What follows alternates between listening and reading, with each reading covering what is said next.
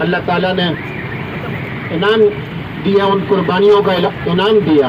اور قربانیاں تو وہ سب جانتے ہی ہیں کہ جن کو سنانے کے لیے نہ میرے پاس الفاظ ہیں، نہ حوصلہ ہے، نہ آنکھوں سے خون چھلکتا ہے.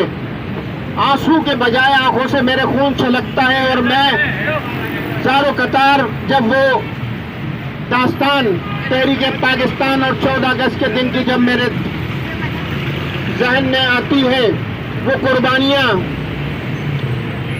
وہ ٹرین کی ٹرین جس طرح سے خون میں لت پت آیا کرتی تھی ہندوستان سے، تو یہ ہمیں تھالی میں سجا کر پاکستان نہیں ملا. اس کے لیے بڑی قربانیاں ہیں.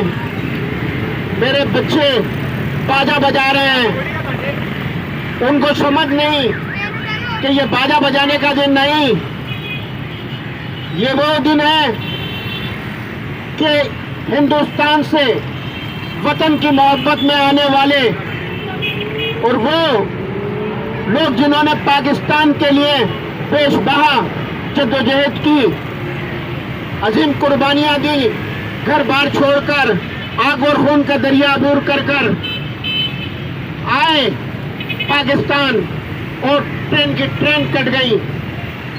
ننھے منھے بچے، ان کو پاؤں تلے رون دیا گیا، عورتوں کے ساتھ زیادتی ہوئی. وہ داستان بڑی غمناک داستان ہے، وہ میرے میں حوصلہ نہیں کہ میں سنا سکوں. بہرحال آج کا دن اپنے بزرگوں کو خراج عقیدت پیش کرنے کا دن ہے.